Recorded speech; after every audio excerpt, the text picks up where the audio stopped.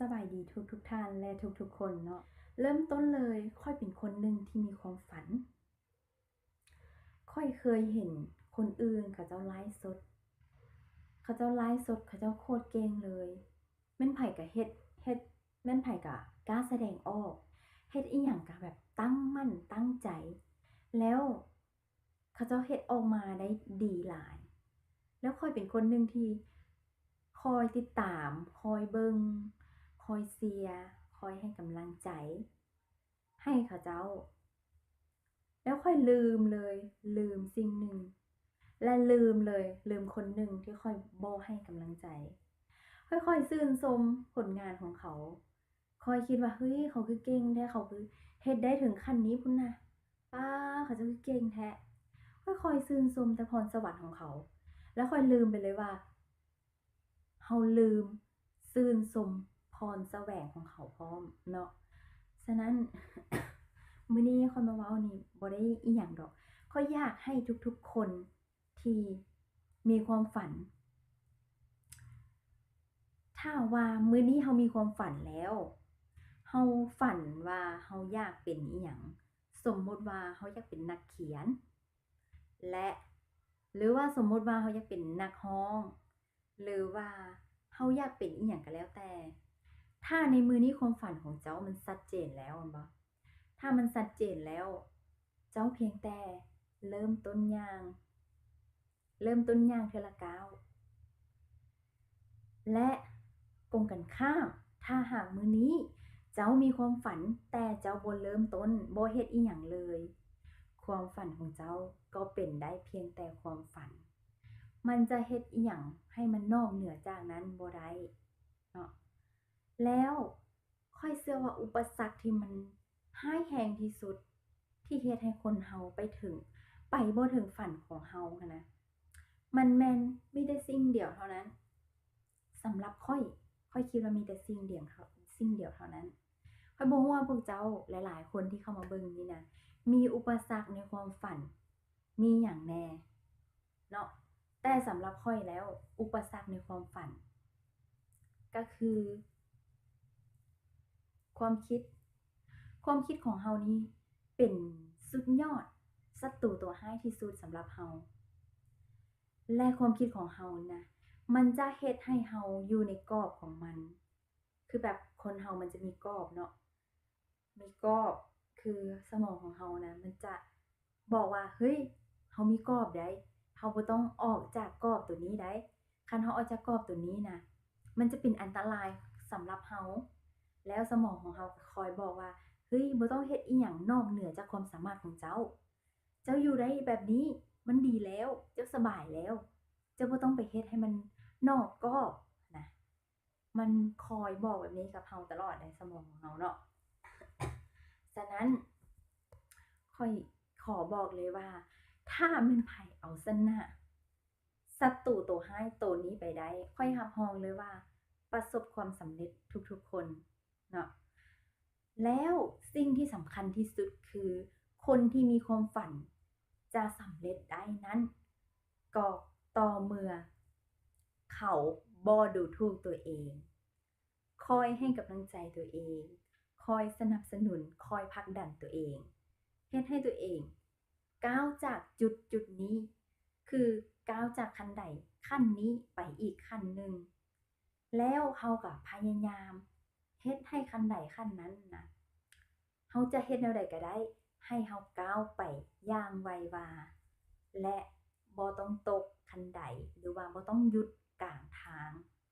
ถ้าเราเฮ็ดสิ่งใดก็แล้วแต่เรามื้อนี้เราเฮ็ดไปแล้วเราก็คิดว่าเราเมื่อยเราบ่อยากเฮ็ดแล้วมันมันเมื่อยนะเราเฮ็ดไปเราก็บ่ได้อิหยัง ถ้าว่าเรากำลังคิดหรือว่ามีแนวคิดแบบนี้หั้นนะมันก็จะเฮ็ดให้เราอยู่บอนเก่านี้แหละเราจะบ่ได้ไปไสเราถึงว่ามื้อนี้เราจะเฮ็ดได้หลายปานใดก็แล้วแต่มันยังบ่ถึงขั้นที่ว่าสิเอิ้นว่าสำเร็จจนกว่าเราจะเฮ็ดไปจนเราคิดว่ามันมันถึงขั้นที่ว่าสมดุลแล้วมันถึงขั้นสูงสุดของเราแล้วหั้นนะ ถึงขั้นที่เฮาพอใจแล้วหั้นน่ะอันนั้นแหละเขาจึงเอิ้นว่าสำเร็จเนาะคนที่มันคนที่จะสำเร็จน่ะบ่จำเป็นต้องท่าให้คนอื่นมาย่องยอ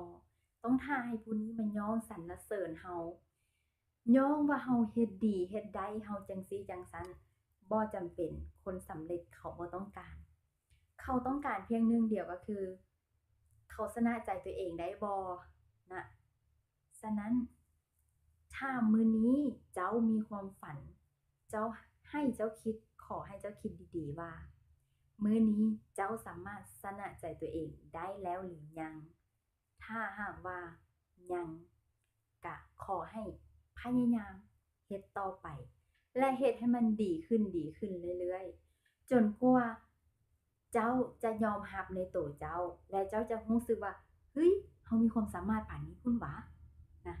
จนกลัวถึงขั้นนั้น ถ้าเจ้ามาฮอดถึงขั้นนี้แล้วหั้นนะเจ้าบ่จำเป็นเลยต้องมีไผมาฮักหรือว่ามาบอกเจ้าว่าเฮ้ยเจ้างามเฮ้ยเจ้าเก่งเจ้าจังซี่จังซั้นเนาะเจ้าบ่จำเป็นเลยเจ้าบ่ต้องการอีกเนาะฉะนั้นสิ่งที่สำคัญที่สุดก็คือเฮาต้องให้กำลังใจตัวเองให้กำลังใจตัวเองหลายๆและก็พยายามผลักดันให้ตัวเองก้าวขึ้นไปเรื่อยๆ และห้ามเอาตัวเองไปสมเทียบกับคนอื่นว่าเฮ้ยเขาเก่งเขาดีเขาเด่นเบิดทุกอย่างแล้วเราบ่เก่งบ่งามบ่ดีนะถ้าเมื่อใดคือได้เว้าคือค่อยได้เว้าหลายๆคลิปผ่านมาเนาะว่าถ้าเมื่อใดเราเอาโตวเรานี่นะไปสมเทียบกับคนอื่นแล้วเราจะมีแต่แพ้เราจะบ่ชนะเลย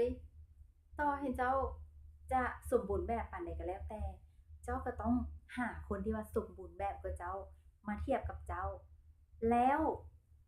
เมื่อเจ้าเฮ็ดแบบนั้นน่ะเจ้ารู้สึกมีความสุขบ่ถ้าคำตอบแม่นบ่ก็คือขอให้หยุดบ่ต้องเปรียบเทียบเนาะเราต้องเบิ่งให้รู้เบิ่งให้เห็นว่าเออซั่วเขาได้มาถึงขั้นนั้นหั้นน่ะ เขาต้องผ่าอุปสรรคอิหยังแหน่เขาต้องฝึกซ้อมหลายปานใด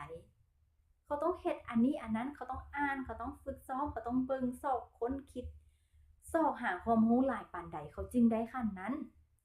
แล้วเจ้าเด๋ทุกมื้อนี้เจ้าเฮ็ดอิหยังเจ้าบ่ต้องเอาตัวเองไปเปรียบเทียบกับเขาถ้าหากว่าเจ้ายัง บ่สามารถที่จะค้นคว้าหรือว่าซ้อคิดได้เท่ากับคนที่เขาเจ้าสำเร็จหลายถึงขั้นนั้นมาแล้ว เจ้าบ่ต้องเอาตัวเองไปเปรียบเทียบกับคนอื่นเนาะถ้าเจ้าเข้าใจกฎของ3ข้อนี้แล้วค่อยรับรองเลยว่าเจ้าจะสำเร็จได้โดยที่ว่าเจ้าบ่ต้องกังวลอิหยังเลยเนาะอา ฉะนั้นมื้อนี้ข้อยอยากขอมาบอกและก็อ่ามาเว้าให้ทุกคนที่อยู่ในที่นี้ที่เข้ามาฟังเนาะขอให้ทุกๆคนที่มีความฝันตั้งใจจงตั้งใจเฮ็ดความฝันของตัวเองถ้ามื้อนี้เฮาเฮ็ดแล้วยังบ่มีไผสนใจยังบ่มีไผเบิ่ง ยังบ่สำคัญต่อกับคนบ่สำคัญต่อกับเขาหั้นนะมันบ่ได้หมายความว่าเราจะแพ้และคนที่จะแพ้คือคนที่หยุดเฮ็ดเท่านั้นเนาะถ้ามื้อนี้เราเฮ็ดไปเรื่อยๆเฮ็ดไปเรื่อยๆต้องมีมื้อหนึ่งเราจะสำเร็จได้แน่นอนเนาะฉะนั้นข้อยอยากฝากให้ทุกๆคนว่าทุกมื้อนี้เราใช้ชีวิตไปในทางใด เฮามีสติในการใช้ชีวิตหรือบ่แล้วเฮามีรอยยิ้มในการใช้ชีวิตหรือบ่เนาะฉะนั้นข้อยขอฝากกับทุกๆคนเนาะการใช้ชีวิตนี้เฮาต้องใช้ชีวิตไปพร้อมกับรอยยิ้มเพราะว่ารอยยิ้มหั้นน่ะคือใบเบิก